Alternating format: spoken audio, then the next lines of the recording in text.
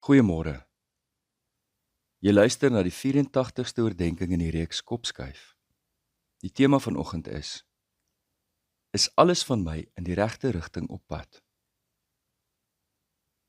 Ek wil vanmôre 'n oomblik die boek van James Clear onderbreek en gesels oor die rede waarom hierdie reeks vir my belangrik is en belangrik bly. Hoekom so lank oor gewoontes of kerngewoontes praat?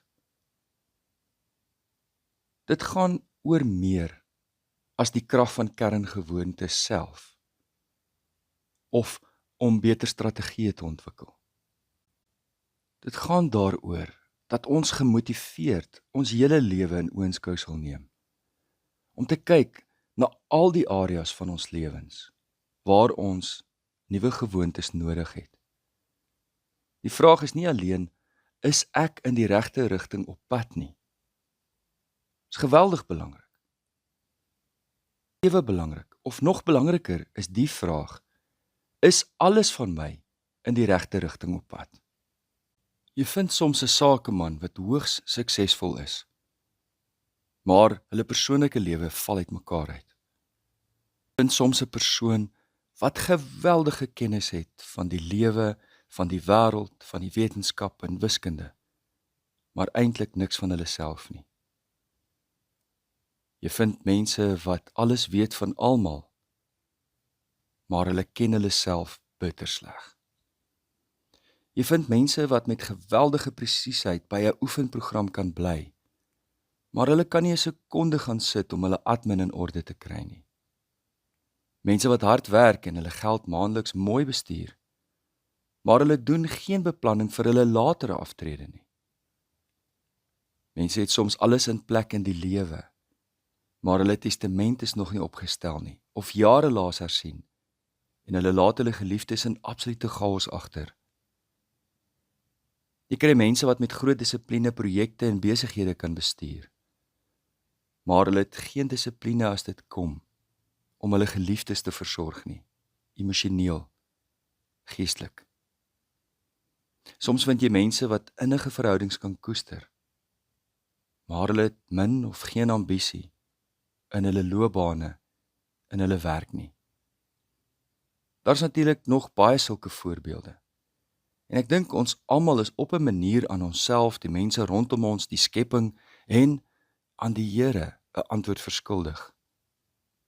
Is al die fasette van my lewe in die regte rigting op pad? Dink aan die verskillende dele van jou bestaan. Jou geestelike lewe, jou verhouding met die Here, jou emosies, jou selfbeeld en jou selfontwikkeling, jou liggaamlike gesondheid, jou fiksheid, die verhoudings waarin jy staan. Dink aan al die betekenisvolle mense in jou lewe. Jou huis, jou woonomgewing, jou beroep, jou werk, jou loopbaan, jou finansies, aftreebeplanning, jou betrokkenheid in 'n wêreld groter as jou eie lewe en jou familielewe, die kerk, die skool, die gemeenskap. Jou nalatenskap, hoe sal jy onthou word? Ek vra weer die vraag, is alles van jou in die regte rigting op pad? Neem 'n pen en papier. Skryf, al is dit net rofweg, vir nou. Skryf neer. Wat bly agter in jou lewe? Watter area van jou lewe is regtig nog nie in plek nie? En dan, gebruik hierdie reeks om een voetjie voor 'n ander te sit en te sê, hier gaan ek nou, sodat alles van jou in die regte rigting op pad is. Ons gebed kom uit die groot gebedeboek. O God van hoop en lewe, besiel my met blydskap. Skenk my 'n diep vreugde oor alles wat U my gee. Leer my dat ek net sowel op die goeie dinge kan konsentreer, as om my te verknies oor wat ek nie het nie. Here, wat ek vra is vergenoegdheid, tevredenheid met wat ek is en het, dankbaarheid oor die soveel meer as baie ander, dit wat ek het. O Here, bewaar my van hooploosheid, neerslagtigheid, bitterheid en veral van selfbejammering. Herinner my dat niks my van U liefde kan skei nie. In Jesus naam, Amen.